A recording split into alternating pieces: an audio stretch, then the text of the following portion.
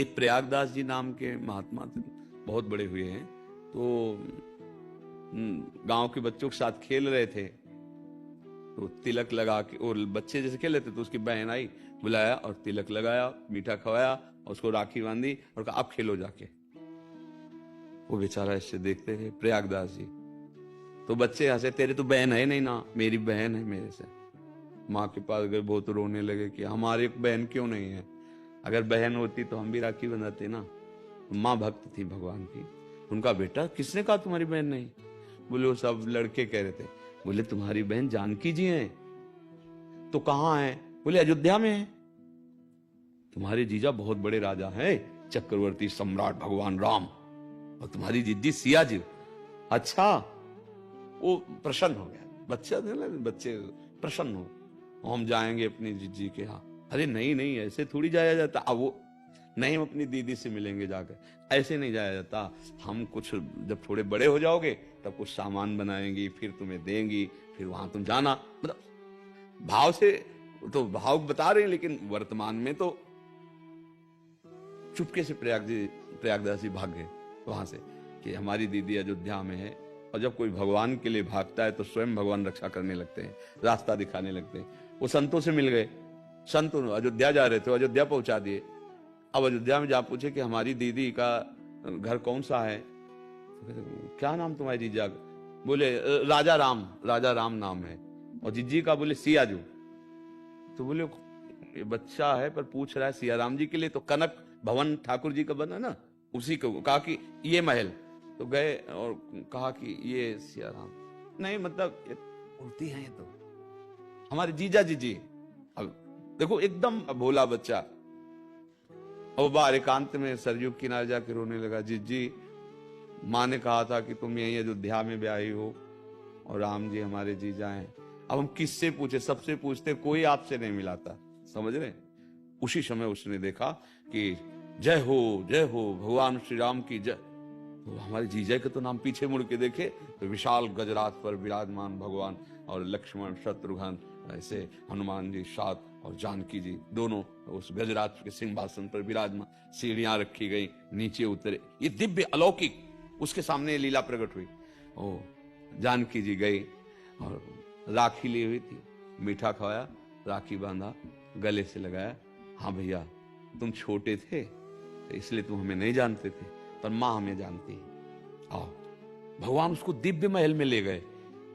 अब तो मस्त एकदम, घर भूल गए, क्योंकि उनके मस्त इतने बड़े महात्मा, जिसे वो गिरदा लगा के रखते थे, ऐसे सोफा गिरदा, ऐसे बिल्कुल जैसे कोई राजा महाराजा ऐसे।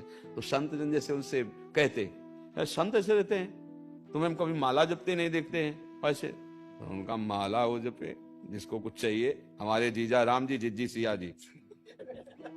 साक्षात्कार कोई तपस्या नहीं की, हो गए ना। क्योंकि जैसे ध्रुव जी को साक्षात्कार भगवान का 6 महीने में हो गया। हम लोग बहुत चतुर हैं, तो चतुरों की बुद्धि को दौड़ाया जाता है, और सीधे भोले भाले भाव से प्रहलाद जी ने कह दिया खंबे में भी हैं, तो भगवान खंबे से निकल है। भगवान भाव चाहते हैं, मोहि कपट चल छिद्र न भावा। हम भाव से अगर प्रभु की शरण में, तो सच्ची कहते चिंता करने की जरूरत नहीं। देखो हमारे भगवान एक एक कदम पर, मतलब आप लोग ये समझो कि आपके साथ भी वो प्रेम करते हैं, आपसे भी वो मिलते हैं, पर आप उनको पहचानते नहीं। और आपका अहम जोर का है, तो आपको लगता है मेरा व्यवहार, मेरा कर्तापन। जब आपकी भगवत दृष्टि हो जाएगी तो वो छुप नहीं सकते, वो किसी भी रूप में आके प्यार करते हैं, किसी भी रूप में आकर के आपसे। ऐसा कैसे हो सकता है आप उनसे प्यार करो? वो सबसे बड़े प्रेमी, प्रीति की रीति रंगीलो ही जाने। तो चिंता करने का तो मुझे कोई गुंजाइश नहीं लगती। अच्छा, तुम्हारी चिंता करने से होगा क्या? कर्तव्य करो, प्रमाद मत करो। तुम्हारी नौकरी मिली है, बिल्कुल ईमानदारी से 8 घंटे। किसानी है, ईमानदारी से करो। अध्यापक हो, ईमानदारी से पढ़ाओ। डॉक्टर, ईमानदारी से मरीज के साथ व्यवहार करो, भगवान प्रसन्न हो जाएंगे। कर्तव्य करो, चिंता मत करो। हम कैसे अपने जीवन को हम ऐसे देखा है, ऐसे ऐसे 2 पार्ट होते हैं ना। एक पार्ट देखा है चलते हुए, और एक पार्ट देखा है एकदम कैसे कैसे उनका प्रेम कर। ये हम केवल ये नहीं कि हम तपस्या कर रहे हैं भजन की इसलिए, ऐसा नहीं, ऐसा नहीं। तपस्वी तो दुर्वासा जी सबसे बड़े हैं, अम्बरीश जी चक्रवर्ती सम्राट है, समर्पण अम्बरीश जी का है। तपस्या के धनी दुर्वासा जी फेल हो गए, त्रिभुवन में भगाया सुदर्शन चक्र ने।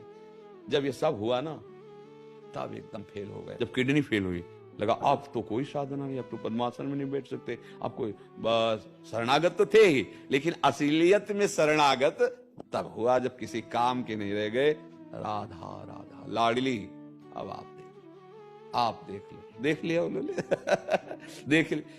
ये मन का, हृदय का ऐसा कुछ है, जब तक इसे कुछ भी सहारा मिलेगा तो भगवान का सहारा नहीं लेगा। देखो द्रौपदी जी की, पन्नों का सहारा, भीष्म जी का सहारा, फिर हाथों का सहारा, फिर दांतों का सहारा, अब देखा इससे ताप गोविंद याद आए। क्या भक्ता नहीं थी? क्या वो भक्त थी ना पहले से भी? ये अहंकार जो बचा रहता है, यही चिंता करवाता क्या होगा। अब पक्का वही होगा जो होना।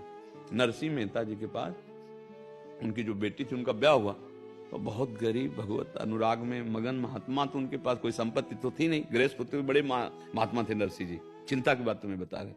तो उनके रिश्तेदार की बहू नाराज ना हो, इसलिए निमंत्रण तो भेजना ही पड़ेगा। तो इतना बड़ा खर्रा, इतनी बोरी चावल, इतने बोरे घी, इतना भात भरने के लिए, औरों के लिए इतना नहीं भेजा था जितना जानते थे नरसिंह जी के पास कुछ है नहीं तो आएंगे, है नहीं। वो समझते थे नरसिंह जी आएंगे तो बेइज्जती होगी, फटे पुराने कपड़े वैसे करताल लिए हुए ऐसे, तो भेजा इतना बड़ा। जो पर्चा देखा तो हंस दिए नरसिंह जी कि यहाँ खाने को तो है नहीं, पर्चा कितना तो भगवान के आगे रख दिए।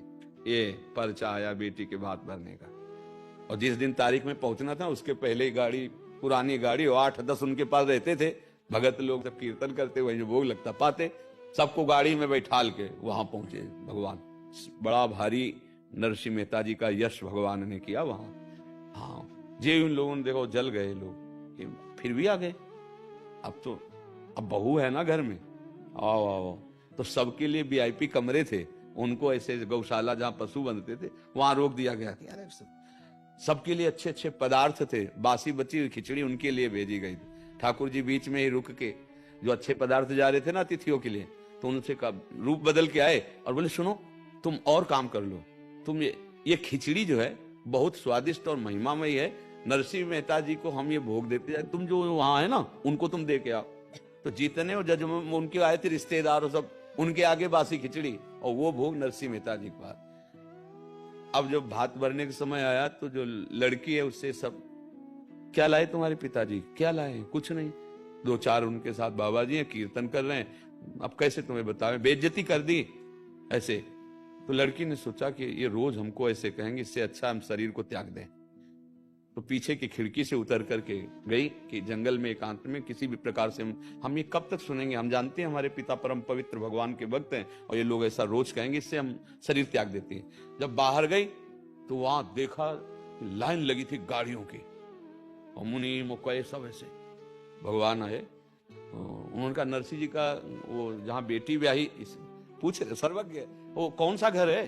बोले आप कौन? बोले हम तो द्वारिका से आए, नरसिंह जी के हम सेवक हैं, वो भात भरना है ना।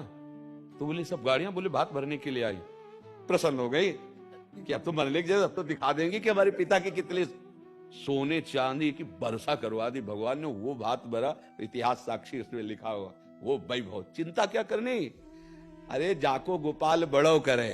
हाँ, जिसे गोपाल बड़ा करे उसे हम भगवान के हैं, विश्वास बस हो जाए। ये गृहस्थ संत है नरसिंह मेहता जी।